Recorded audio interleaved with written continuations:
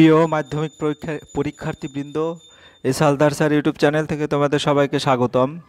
আজকে তোমাদের মাধ্যমিক গণিত 2017 থেকে 2024 পর্যন্ত মাধ্যমিক পরীক্ষায় আসা সকল প্রশ্নের সমাধানের আলোকে আজকের আলোচনা হচ্ছে গণিত 4 নম্বরের প্রশ্ন। 20 গুণ 2 40 মার্কের, মানে মূলত 24টি প্রশ্ন নিয়ে আলোচনা করব, কিন্তু 24টি প্রশ্নের মধ্যে অ্যান্সার করতে হবে তোমাদের একটা কোশ্চেনে 10টি করে, অর্থাৎ 12টি থেকে 10টি, আর 24টি প্রশ্ন থেকে 20টি, অর্থাৎ টোটাল 40 মার্কের প্রশ্ন তোমরা কমন পেতে পারো। আর একটি প্রশ্নের জন্য 20 মার্কের। যাই হোক, এখানে আজকে আলোচনা হবে 2022 থেকে 2020, 2022 থেকে না 2022 এবং 2020 সালের 2 নম্বরের প্রশ্ন, যেটা 4 নম্বরের প্রশ্ন, 4 দাগ নম্বরের প্রশ্ন আসবে। টোটাল 24টি প্রশ্ন এখানে। আর এগুলি তোমরা যদি সমাধান করো, বিশেষ করে 2017 থেকে 2024 অনেক প্রশ্নই দেখো রিপিট হচ্ছে, এবং তোমরা এগুলি সমাধান করতে করতে কিন্তু তোমরা মোটামুটি অনেক প্রশ্নে কমন পেয়ে যাবে। কাজেই আর তোমরাও উপলব্ধি করতে পারবে যে কোন প্রশ্নটা বারবার আসছে, ওই প্রশ্নটাই আসতে পারে। যাই হোক, আলোচনা আর এখনই শুরু করব, কিন্তু শুরুর আগে তোমাদের বলবো, তোমরা যারা এখনও আমার চ্যানেলটাকে সাবস্ক্রাইব করো না, এখনই আমার চ্যানেলটাকে সাবস্ক্রাইব করে বেল আইকনটি প্রেস করে দাও। এখানে দেখতে পাচ্ছ মাধ্যমিক পরীক্ষা 2022-এর প্রশ্ন আছে।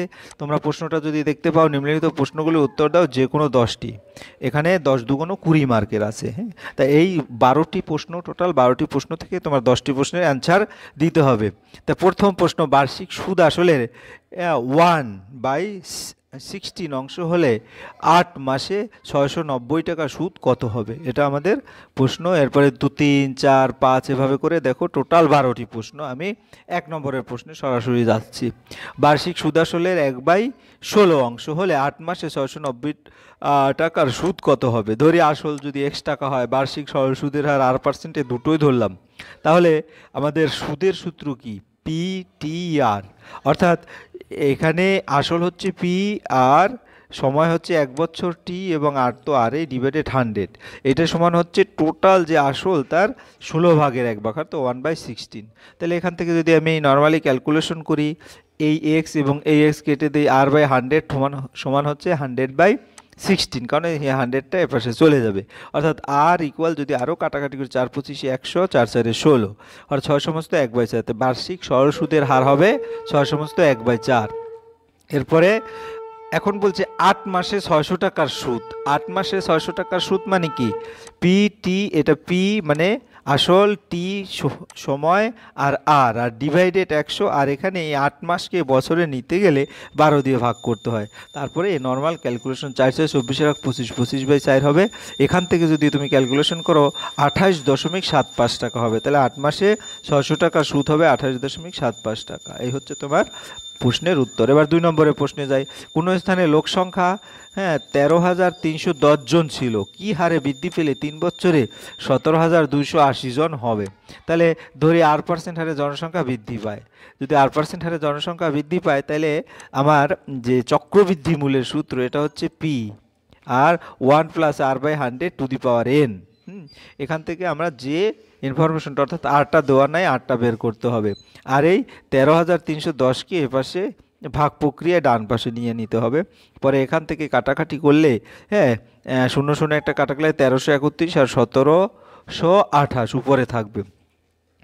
এখন যদি আমরা একটু দেখি 1 + r/100⁵, আর এখানে হচ্ছে 12কে যদি কিউব করি 1728, এবং 11কে কিউব করলে 1331 হবে। তাহলে দুই পাশেই কিউব আছে, কাজে আমাদের বেস তখন সমান হয়ে যাবে, দুই পাশে যেহেতু কিউব আছে। তাহলে এরপরে বেসটা যদি ক্যালকুলেশন করি, 1 + r/100 = 12/11, তাই r/100, অর্থাৎ 1টাকে এপাশে নিয়ে নিলাম, তাহলে ডান পাশে থাকলো 1/11, r = 100/11, অর্থাৎ r = 9 সমস্ত 1/11% হারে জনসংখ্যা বৃদ্ধি পায়। তা হারের মান হচ্ছে 9 সমস্ত 1/11। এরপরে আমরা চলে যাচ্ছি 3 নম্বরের প্রশ্নে। কোনো ব্যবসাতে ABC এর মূলধনের অনুপাত 1/x, 1/y এবং 1/z। বছরের শেষে ব্যবসায় z টাকা ক্ষতি হয়েছে, C এর ক্ষতির পরিমাণ নির্ণয় করো। ABC এর মূলধনের অনুপাত, এটা দেওয়া আছে 1/x অনুপাত 1/y অনুপাত 1/z। তাহলে আমার এই তিনটা অনুপাতের যে একটা লসাগু এক্স ওয়াই জেড, এর লসাগু হচ্ছে x y z. X y z দ্বারা হ্যাঁ প্রতিটা পক্ষকে আমরা গুণ করে দিলাম, প্রতিটা পক্ষকে গুণ করে দিলে এক্সের সাথে এক্স কাটা, হ্যাঁ তারপরে এই ওয়াইয়ের সাথে ওয়াই কাটা, তারপরে জেডের সাথে জেড কাটা, হ্যাঁ তাহলে ফাইনালি ওয়াই জেড অনুপাত এক্স জেড অনুপাত এক্স ওয়াই। তাহলে ব্যবসায় ক্ষতির পরিমাণ জেড টাকা, তাহলে সি এর ক্ষতির পরিমাণ হবে টোটাল অংশ নিচে যাবে অর্থাৎ y z plus x z plus x y, আর উপরে শুধু থাকবে সি এর যে পরিমাণটা, তাই সি এর পরিমাণটা এক্স ওয়াই ইন্টু জেড অর্থাৎ এত টাকা। আশা করি বুঝতে পেরেছো। এবার আমরা 4 নম্বরের প্রশ্নে চলে যাব। একটা দ্বিঘাত সমীকরণ আছে 7x² - 66x + 27 = 0। সমীকরণে বীজদ্বয়ের যোগফল ও গুণফলের অনুপাত কত?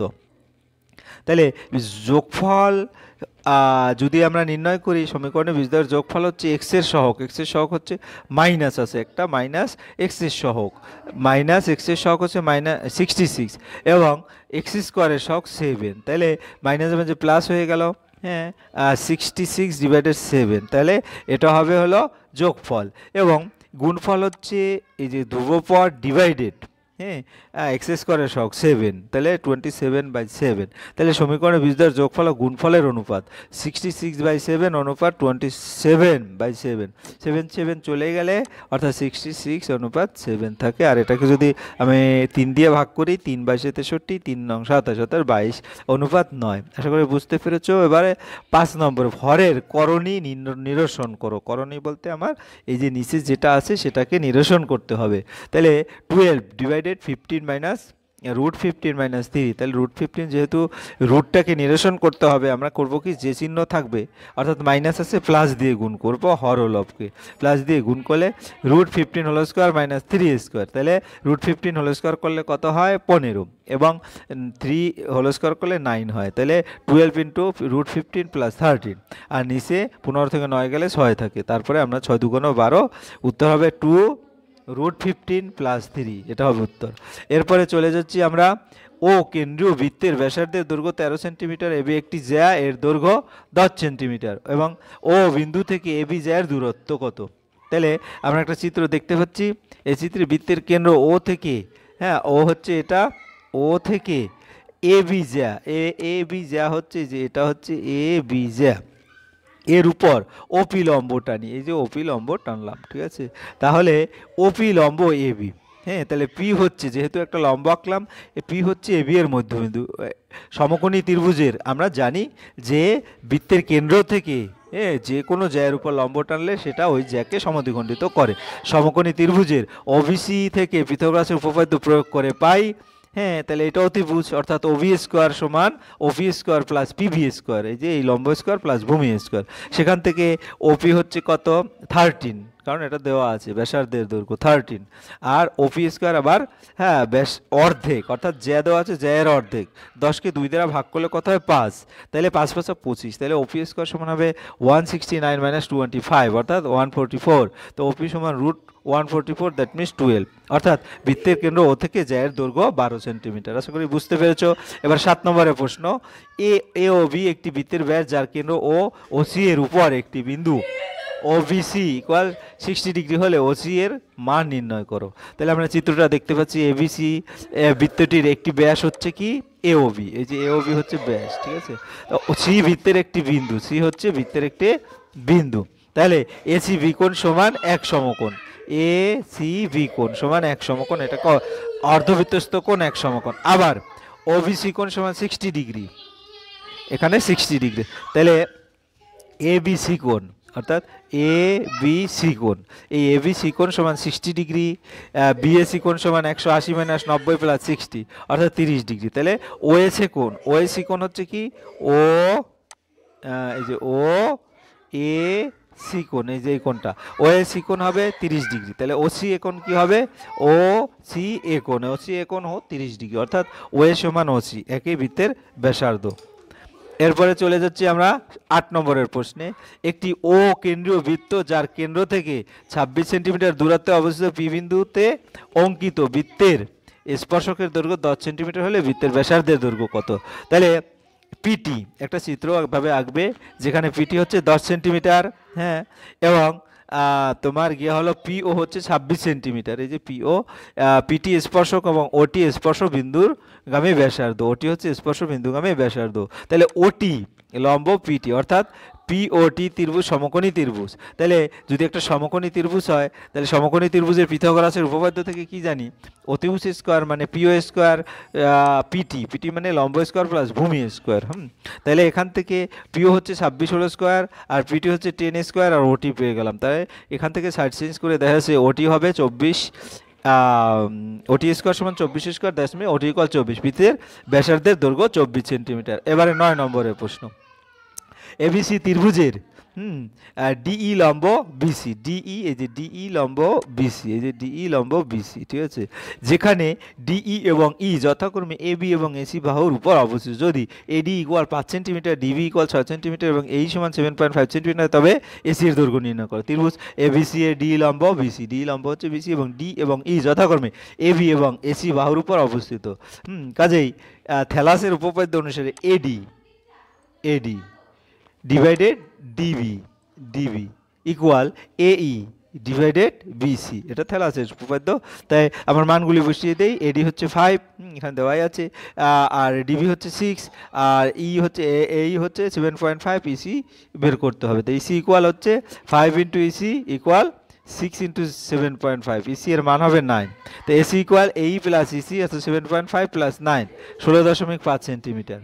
এরপরে 10 নম্বরের প্রশ্ন, দুটি লম্ব বৃত্তাকার চোঙের উচ্চতার অনুপাত 1:4, ভূমির পরিধির অনুপাত 3:4 হলে তাদের আয়তনের অনুপাত নির্ণয় করো। ধরি দুটি লম্ব বৃত্তাকার চোঙের উচ্চতা যথাক্রমে h1 এবং h2 একক এবং ব্যাসার্ধের যথাক্রমে r1 একক r2 একক। তাহলে ব্যাসার্ধের অনুপাত উচ্চতার অনুপাত h1 অনুপাত h2 সমান 1:2। আবার হ্যাঁ, যে পরিসীমা অর্থাৎ 2πr1 ইসটু 2πr2, এটা হচ্ছে আমাদের ভূমির পরিধির অনুপাত, পরিধি যেটা হচ্ছে পরিসীমা 3:4। তাহলে এখান থেকে কাটাকাটি করলে r1:r2 হবে 3:4। চোঙ দুটির আয়তনের অনুপাত পাই r1 স্কোয়ার h1 অনুপাত পাই r2 স্কোয়ার h2। তাহলে এখান থেকে পাই পাই কেটে গিয়ে r1/r2 whole square into h1 into h2, এটা কাটাকাটি মানটা বসিয়ে দিলে ফাইনালি 9:32। চোঙ দুটি আয়তনের অনুপাত 9:32। একটি গোলকের ব্যাসার্ধের দৈর্ঘ্য 50% বৃদ্ধি করলে, এই প্রশ্নটা অনেকবারই এসেছে, বক্রতলের ক্ষেত্রফল শতকরা বৃদ্ধি কত হয় তা নির্ণয় করো। ধরি গোলকটির ব্যাসার্ধ r একক, গোলকটির বক্রতলের ক্ষেত্রফল 4πr² বর্গ একক, গোলকটির ব্যাসার্ধ 50% বৃদ্ধি করলে পরিবর্তিত ব্যাসের ব্যাসার্ধ হবে r প্লাস 50r ডিভাইডেড 100 একক। হ্যাঁ, r প্লাস r বাই, এটা কাটাকাটি করলাম, 50 দুগুণ 100 হয়, এখানে 2 অর্থাৎ r/2 একক, 3r/2 একক। গোলকটির বক্রতলের ক্ষেত্রফল 4πr², r বলতে 3r/2, তাহলে এখানে 9r² অর্থাৎ 9πr² বর্গ একক উত্তর হবে। এরপরে তোমাদের বক্রতলের ক্ষেত্রফল শতকরা বৃদ্ধি পেল, আগে ছিল 4πr², আর এখন বর্ধিত ক্ষেত্রফল 4πr², তাহলে বিয়োগ করলাম ডিভাইডেড 4πr², কাটাকাটি করলে 125%, উত্তর হবে 125%। এবার 12, একটি ঘনকের কর্ণের দৈর্ঘ্য 4√3, ঘনকটি সমগ্র তলের ক্ষেত্রফল নির্ণয় করো। ধরি ঘনকের বাহুর দৈর্ঘ্য একক, ঘনকের কর্ণের দৈর্ঘ্য a√3 একক, তাহলে a√3 ইকুয়াল 4√3, তাই a ইকুয়াল 4, ঘনকের বাহুর দৈর্ঘ্য 4 একক, ঘনকের সমগ্র তলের ক্ষেত্রফলের সূত্র হচ্ছে 6πr², 6/6² অর্থাৎ 6 ইন্টু বাহু স্কোয়ার বর্গ সেন্টিমিটার। তো বাহু হচ্ছে 4, তাহলে 4×4 = 96 বর্গ সেন্টিমিটার। আমাদের 2022 সালের প্রশ্ন এভাবে আমরা সমাধান দেখলাম। এবার চলে যাচ্ছি 2020 সনের প্রশ্ন। যে কোনো 10টি প্রশ্নের উত্তর দাও। এখানেও দেখবা 10টি প্রশ্ন, টোটাল 12টি প্রশ্ন আছে, সেখান থেকে 10টি প্রশ্নের উত্তর দিতে হবে। 1 2 3 এরকম করে 4 5 6, হ্যাঁ 7 8 9 10 11 12, এভাবে 12টি প্রশ্ন আছে। আমরা প্রতিটা প্রশ্নে উত্তর দেব। কোন আসল ও তার 5 বছরের সববৃদ্ধি মূল্যের অনুপাত 5:6, বার্ষিক সরল সুদের হার নির্ণয় করো। ধরি আসলের পরিমাণ p টাকা, বার্ষিক সরল সুদের হার r%। এখন p টাকায় 5 বছরের সববৃদ্ধি মূল, এটা হচ্ছে আসল যোগ সুদ, সুদ মানে PTR ডিভাইডেড 100 টাকা। তাহলে পি যদি কমন 1 প্লাস r বাই, হ্যাঁ কারণ এখান থেকে 5 20 100, এখানে 20 হবে, তাহলে r ডিভাইডেড 20 টাকা। শর্তানুসারে পি অনুপাত p into 1 plus r by 20 সমান 5:6, তাহলে পি চলে গেল 1:1 প্লাস r বাই 100 ইকুয়াল 5:6। তারপরে আমরা নর্মাল ক্যালকুলেশন করব, ক্যালকুলেশন করলে 6 এর সাথে এটা গুণ করে r ইকুয়াল 4 আসে, অর্থাৎ বার্ষিক সরল সুদের হার 4%। এরপরে আমরা চলে যাচ্ছি 2 নম্বরের প্রশ্নে। ও বি কোনো ব্যবসায় 1050 টাকা লাভ করে, এর মূলধন 900 টাকা এবং লভ্যাংশ 630 টাকা হলে বি এর মূলধন কত? ধরি বি এর মূলধন x টাকা, এ ও বি এর মূলধন অনুপাত 900 অনুপাত x টাকা।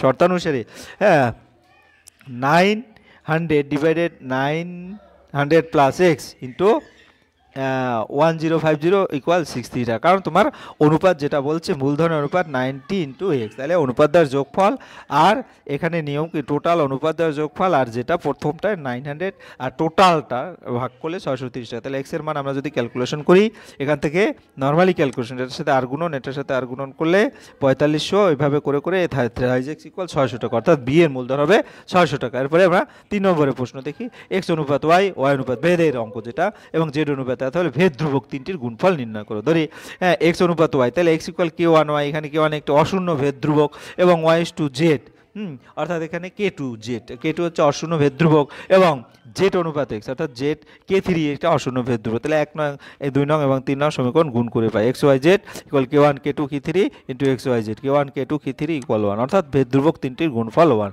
এটাই ভেদ ধ্রুবকের তিনটির মধ্যে সম্পর্ক। ওকে, একবার সহজ একটা অঙ্ক ছিল, 5x square minus y x plus 3 দীঘার সমীকরণে বীজ দ্বয় আলফা বিটা হলে 1 by alpha plus 1 by beta. এই অঙ্কটা কিন্তু তোমাদের ইতিপূর্বে আরও একটা বোর্ডে এসেছে, শুধু সমীকরণটা চেঞ্জ আছে। 5x minus y x plus 3 দীঘার সমীকরণের মূলদ্বয়ের যোগফল হবে আলফা প্লাস বিটা মাইনাস এক্সের সহগ মাইনাস এক্সের সহগ ডিভাইডেড এক্স স্কোয়ারের সহগ। তাহলে মাইনাস এক্সের সহগ কি মাইনাস 2 ডিভাইডেড 5 অর্থাৎ 2/5, এবং হ্যাঁ বীজদ্বয়ের গুণফল আলফা বিটা ইকুয়াল ধ্রুবপদ ডিভাইডেড এক্স স্কোয়ারের সহগ, ধ্রুবপদ হচ্ছে 3 এবং এক্স স্কোয়ারের সহগ হচ্ছে 5 অর্থাৎ 3/5।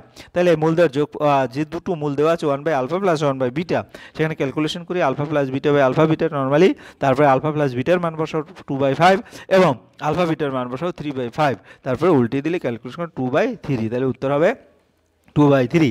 ABCD আয়তকার চিত্রের অভ্যন্তরে ও বিন্দু এমনভাবে অবস্থিত যে O B equal 6 centimetre, OD equal 8 centimetre এবং ও হচ্ছে 5 সেন্টিমিটার, ওসি এর বাহুর দৈর্ঘ্য নির্ণয় করো। তাহলে আমরা যদি একটু দেখি ABCD একটা চিত্র দেখতে পাচ্ছ, আয়তকার চিত্রের অভ্যন্তরে ও একটি বিন্দু, এই যে ও একটি বিন্দু, তাহলে ও এ স্কোয়ার প্লাস ও সি স্কোয়ার, ও এ স্কোয়ার, ও এ এই যে ও এ স্কোয়ার প্লাস ও সি স্কোয়ার, ও সি স্কোয়ার কোনটা ও সি স্কোয়ার, ও সি স্কোয়ার হচ্ছে ও সি স্কোয়ার, এই যে ও সি স্কোয়ার, এই দুটো সমান ও বি স্কোয়ার, ও বি স্কোয়ার মানে এই যে ও বি স্কোয়ার প্লাস ও ডি স্কোয়ার, এই যে ও ডি স্কোয়ার, অর্থাৎ এই দুটো। তাহলে ও এ স্কোয়ার প্লাস ও সি স্কোয়ার সমান ও বি স্কোয়ার প্লাস ও ডি স্কোয়ার, এভাবে লেখা যায়।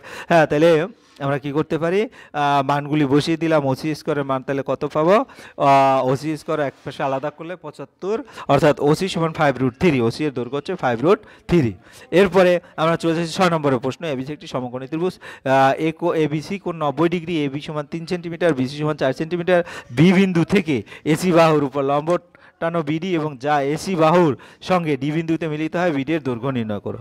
এ বি সি এরকম একটা ত্রিভুজ আছে, এবিসি ত্রিভুজের এবিসি কোণ সমান 90 ডিগ্রি, সমকোণী হ্যাঁ বিন্দু বি থেকে অতিভুজ এসি এর উপর হ্যাঁ বিডি লম্ব, যেহেতু সমকোণী ত্রিভুজের সমকোণিক বিন্দু থেকে অতিভুজের উপর লম্ব অঙ্কন করলে লম্বের উভয় পাশে যে দুটি ত্রিভুজ উৎপন্ন করে তারা পরস্পর সদৃশ, কাজেই বিডিসি এবং এডিবি এই পরস্পর সদৃশ, তাই সদৃশ যদি হয় বিডি ডিভাইডেড এডি, অর্থাৎ এই বিডি ডিভাইডেড এডি। আবার ডিসি ডিসি ডিভাইডেড হ্যাঁ DC divided BD, DC divided BD, DC কো এই যে ডিসি ডিভাইডেড আবার বিডি, হ্যাঁ আবার বিসি ডিভাইডেড এবি, যেহেতু সদৃশকোণী ত্রিভুজের অনুরূপ বাহুগুলোর সমানুপাতিক, কাজে বিডি ডিভাইডেড এডি আর বিসি ডিভাইডেড এবি, অর্থাৎ এই দুটো লিখলাম, বিডি ডিভাইডেড এডি আর বিসির মান এবং এবি এর মান বসালে দেখা যাচ্ছে এডি বাই বিডি সমান 3/4, আবার DC by BD BC by AB, এভাবে করে আমি আবার একটা সম্পর্ক দেখাই, সেটা হচ্ছে ডিসি বাই বিডি ইকুয়াল 4/3, মানটা বসিয়ে দিলাম, তারপরে যে দুটো পেলাম সে দুটো যোগ করলাম, যোগ করলে AD divided BD plus DC divided BD equal 3/4 plus 4/3, calculation করে 25/12, হ্যাঁ অর্থাৎ এডি প্লাস ডিসি আবার এবি তোমরা চিত্র যদি মিলিয়ে নাও এবং বিডি, তাহলে 25/12, তাহলে এখন এসি আবার কি লেখা যায় B square plus BC square divided BD, তাহলে এখানে 3 স্কোয়ার প্লাস 4 স্কোয়ার অর্থাৎ এখানে 5/বিডি হবে ডিভাইডেড 25/12, তাই বিডি যদি ক্যালকুলেশন করি 12/5, অর্থাৎ বিডি হচ্ছে 2/5, বিডি এর দৈর্ঘ্য 2/2/5, যেটাই বলি এটা হবে আমরা উত্তর। এরপরে 7 নম্বর, দুটি বৃত্তের ব্যাসার্ধের দৈর্ঘ্য হ্যাঁ 8 সেন্টিমিটার 3 সেন্টিমিটার, তাদের কেন্দ্রদ্বয়ের মধ্যে দূরত্ব 13 সেন্টিমিটার। বৃত্ত দুটির সর্বসাধারণ স্পর্শকের দৈর্ঘ্য নির্ণয় করো। দুটি বৃত্তের ব্যাসার্ধের দৈর্ঘ্য 8 সেন্টিমিটার, তাদের কেন্দ্রদ্বয়ের মধ্যে দূরত্ব 13 সেন্টিমিটার। তাহলে R1 হচ্ছে 8 সেন্টিমিটার, R2 হচ্ছে 3 সেন্টিমিটার এবং D হচ্ছে 13 সেন্টিমিটার। বৃত্ত দুটির সর্বসাধারণ স্পর্শকের দৈর্ঘ্য সূত্র হচ্ছে কি? দৈর্ঘ্য সূত্র হচ্ছে D স্কোয়ার ইকুয়াল বৃত্ত দুটির ব্যাসার্ধের বিয়োগফলের বর্গ, অর্থাৎ R1 minus R2 whole square. তোমরা সূত্রগুলি মনে রাখবে। তাহলে 13 square minus 8 minus 3 square 169 divided 25, অর্থাৎ 144 বর্গ করলে 12 হয়। তারপরে 8 নম্বর, একটি ঘড়ির ঘন্টার কাঁটা 1 ঘন্টায় যে কোন আবর্তন করে তা বৃত্তমান নির্ণয় করো। তাই একটি ঘড়ির ঘন্টার কাঁটা 12 ঘন্টায় আবর্তন করে 360 ডিগ্রি, অর্থাৎ একবার ঘুরে আসে, এভাবে একবার ঘুরে আসে 12 ঘন্টায়, তোমরা যদি লক্ষ্য করো। তাহলে ঘড়ির ঘন্টার কাঁটা 1 ঘন্টায় ঘুরবে 360 ডিভাইডেড 30 ডিগ্রি। এই ডিগ্রিকে যদি রেডিয়ানে প্রকাশ করতে হয় তাহলে পাইসি ডিভাইডেড 100, অর্থাৎ এখান থেকে ক্যালকুলেশন করলে পাইসি ডিভাইডেড 6। যেহেতু ঘড়ির কাঁটা ঘুরলে ঋণাত্মক কোণ উৎপন্ন করে, হ্যাঁ এই 1 ঘন্টায় ঘড়ির কাঁটা যে কোণ উৎপন্ন করে তার বৃত্তমান -6/π/6, এটা হবে উত্তর। এরপরে আমরা চলে যাচ্ছি 9 নম্বরে, tan 4 theta tan 6 theta equal 1 এবং 6 থিটা ধনাত্মক সূক্ষ্মকোণ হলে থিটার মান নির্ণয় করো। tan 4 theta tan 6 theta equal 1, অথবা tan 4 theta equal 1/tan 6 theta, tan 4 theta equal cot 6 theta. তাহলে tan থিটা আবার cot, এই যে cotকে টেনে নিতে tan 90 - 6 থিটা। তোমাদের এটা কিন্তু জানতে হবে যে cot থিটা সমান কি? tan 90 - theta. cot থিটা হচ্ছে tan 90 - থিটা। উভয় পাশে tan আছে, কাজেই অ্যাঙ্গেল অর্থাৎ 4 থিটা ইকুয়াল 90 - 6 থিটা লেখা যায়, অর্থাৎ tan theta equal 90, theta equal 9, অর্থাৎ থিটা ইকুয়াল 9 ডিগ্রি।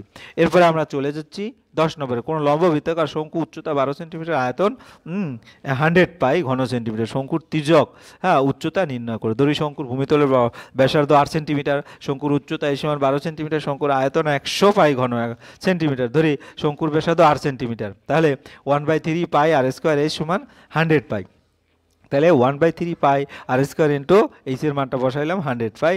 এই উভয় পাশ থেকে যদি আমি ক্যালকুলেশন করি 4 আর স্কোয়ার সমান 100 বা আর স্কোয়ার সমান 25, আর ইকুয়াল 5, অর্থাৎ এখানে আর এর মানটা হবে শঙ্কুর তির্যক উচ্চতা কি? তির্যক উচ্চতার সূত্র হচ্ছে আমরা জানি কি, হ্যাঁ এল স্কোয়ার ইকুয়াল এইচ স্কোয়ার আর স্কোয়ার। আমরা যদি একটা শঙ্কু দেখি এরকম, হ্যাঁ এখানে এল স্কোয়ার প্লাস এইচ স্কোয়ার, হ্যাঁ এই সূত্রটা এটা হচ্ছে এল, এটা বেস, ঠিক আছে, এরকম করে আর, ঠিক আছে। যাই হোক তোমরা এটা ভালো করে দেখেছো যারা। এল স্কোয়ার সমান মানটা বসিয়ে দিলে উত্তর আসে 169 বর্গমূল করলে যে 13, অর্থাৎ শঙ্কুর তির্যক উচ্চতা হচ্ছে 13 সেন্টিমিটার। এবার চলে যাচ্ছি আমরা 11, দুটি গোলকের বক্রতলের ক্ষেত্রফল অনুপাত 1:4 হলে তাদের আয়তনের অনুপাত নির্ণয় করো। দুটি গোলকের বক্রতলের ক্ষেত্রফল অনুপাত 1:4, গোলকটির ব্যাসার্ধ আর একক এবং R2 একক। তাহলে এর বক্রতলের ক্ষেত্রফল 4π r1 স্কোয়ার 4π r2 স্কোয়ার। প্রশ্ন মতে এটা সমান 1:4 বা 4π r1 স্কোয়ার, 4π কেটে গেল, r1/r2 whole square equal 1/4, r1/r2 equal 1/2। তাহলে r1:r2 1/2, অর্থাৎ ক্যালকুলেশনটা সহজ, আমি ডিটেলস বললাম না।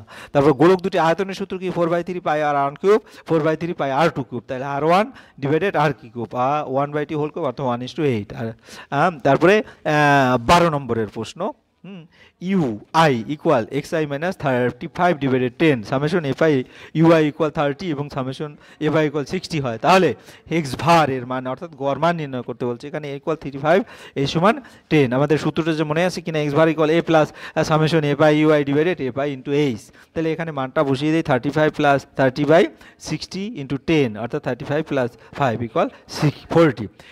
এই হচ্ছে তোমার টোটাল 12-12-24টা দুটি, অর্থাৎ 2022 এবং 2020 সালের যে 4 নম্বরের 12টি প্রশ্ন তার সমাধান। হ্যাঁ, আশা করি ভিডিওটি তোমাদের ভালো লেগেছে। ভিডিওটি এতক্ষণ মনোযোগ সহকারে তোমরা যদি দেখো তাহলে অবশ্যই তোমরা অনেক উপকৃত হবে। হ্যাঁ, ভিডিওটি দেখার জন্য তোমাদের অসংখ্য ধন্যবাদ। আর ভিডিওটি ভালো লাগলে লাইক কমেন্ট শেয়ার করতে ভুলো না। আর তোমরা যারা এখন আমার চ্যানেলটাকে সাবস্ক্রাইব না করেছো তারা এখনই চ্যানেলটাকে সাবস্ক্রাইব করে বেল আইকনটি প্রেস করে দাও। আজ এই পর্যন্ত, আবার পরবর্তীতে আমরা বাকি যে সালের প্রশ্নগুলি আছে সেটা নিয়ে আলোচনা করব। ধন্যবাদ সবাই।